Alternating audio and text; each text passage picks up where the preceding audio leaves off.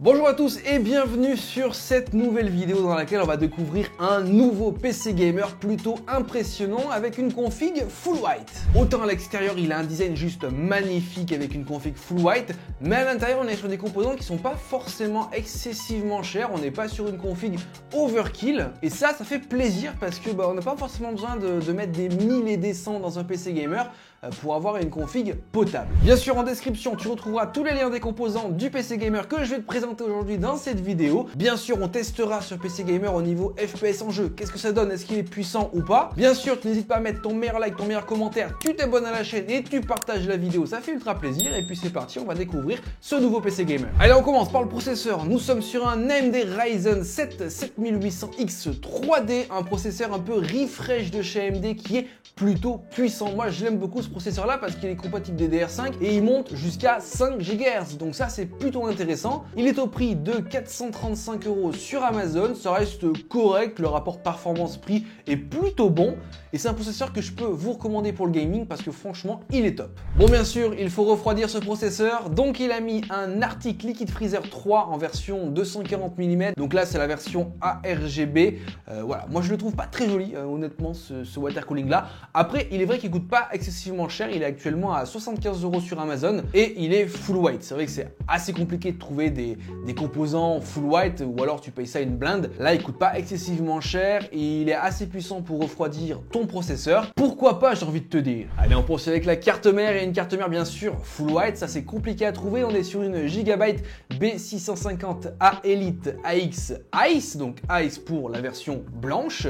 Voilà, on est sur une carte mère plutôt simple avec 4 slots RAM, très jolie en version blanche. Elle coûte 221 €, ce qui est pas excessivement cher pour une carte mère comme ça reste dans la moyenne des prix, donc ça c'est plutôt cool.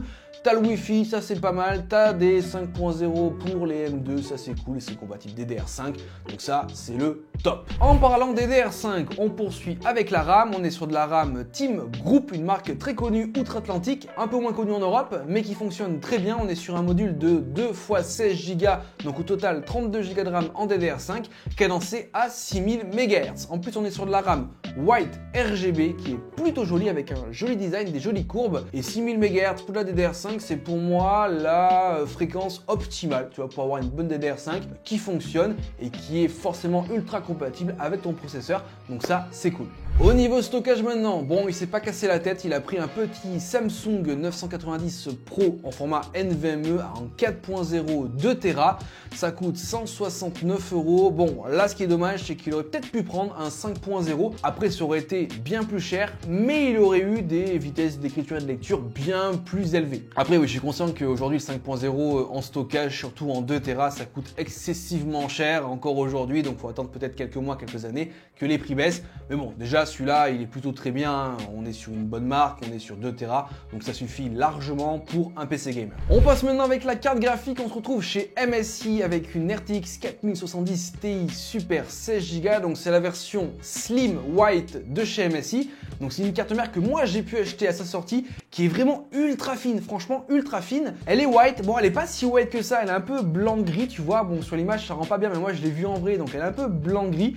Bon tu l'auras compris, on est sur une carte graphique dernière génération refresh de chez Nvidia, plutôt puissante, parfaite pour un PC gamer parce que tu pourras faire tourner tous les jeux du moment sans souci. Et au niveau tarif, elle est en dessous des 1000 €, elle est à 929 €, ce qui reste assez correct pour une carte graphique comme ça.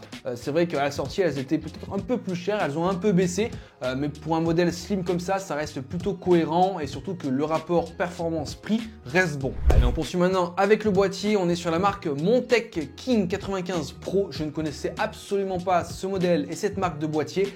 Bon c'est vrai que la photo elle fait un peu cheapos, par contre pas le prix, hein, on est quasiment à 200 balles pour ce boîtier mid-tower ARGB, donc il y a apparemment pas mal de ventilateurs qui sont fournis déjà de base à l'intérieur du boîtier et on est sur un boîtier aquarium, tu vois, plutôt sympathique, il y a quand même pas mal de place à l'intérieur, il est en bien sûr full white avec beaucoup de ventilateurs, donc là le flux d'air doit être vraiment top.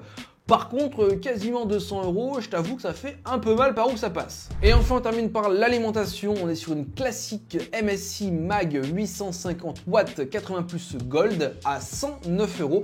une alimentation de chez MSI full modulaire, donc je crois que lui il a pris en blanche, mais moi je l'ai trouvé qu'en noir, mais dans tous les cas on s'en fiche parce que c'est caché par le boîtier. Donc là au niveau de la couleur on s'en fiche un peu, le prix reste très correct pour la puissance de l'alimentation, en plus c'est du MSI, elle est garantie 7 ans, donc franchement voilà, ça c'est de la bonne cam, vous pouvez foncer les yeux fermés. Donc au total pour cette config gamer on est sur environ 2000-2200 euros, ce qui est assez correct pour un PC gamer avec ces performances là. Dans tous les cas, juste après on va tester au niveau FPS sur les jeux, qu'est-ce que ça donne. C'est vrai qu'aujourd'hui pour se faire une config gamer moyenne gamme potable qui marche bien, il faut mettre les 2000 balles, voilà, et ça c'est sûr. Donc vous trouverez le lien de tous les composants directement en description. Alors au niveau FPS maintenant, qu'est-ce que ça donne? On commence par le jeu Valorant en résolution 1440p avec le jeu en full maximum, et avec cette config là on a un average à plus de 800 fps et un 1% low à quasiment 500 fps. En même temps Valorant ça tourne de partout, et là en l'occurrence sur un PC gamer comme ça, surtout pour de la compétition, tu pourras le faire tourner le jeu avec beaucoup de FPS, ce qui permettra d'avoir une petite longueur d'avance par rapport aux autres personnes. Non, si, je te jure. On poursuit maintenant avec le jeu Overwatch, toujours en 1440p, avec un jeu en full épique.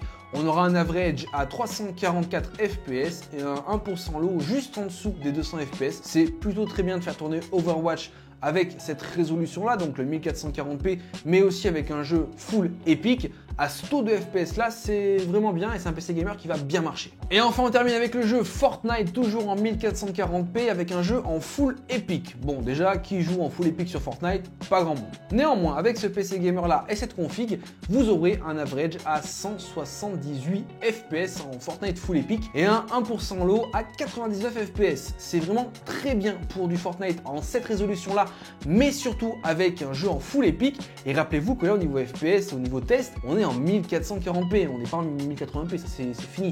Donc forcément ça prend un peu plus de performance. Néanmoins cette config full white est à l'extérieur ultra jolie avec ce boîtier plutôt magnifique aquarium avec à l'intérieur énormément de ventilateurs RGB, ce qui lui permet d'avoir un très bon flux d'air. Au total à l'intérieur pas mal de produits full white et surtout des produits haut de gamme, plus ou moins dernière génération qui fonctionnent plutôt bien ensemble, et du coup ce qui nous permet d'avoir un PC gamer viable, puissant et qui nous permet de faire tourner la plupart des jeux du moment sans trop de soucis. J'espère bien sûr que cette vidéo vous aura plu. Vous retrouverez bien sûr en description le lien de tous les composants dont je vous ai parlé sur ce PC gamer. Bien sûr n'hésitez pas à liker, partager, commenter et vous abonner à cette chaîne si vous voulez d'autres vidéos sur ces PC gamers. En tout cas moi je vous dis à plus dans de prochaines vidéos. Allez, ciao tout le monde!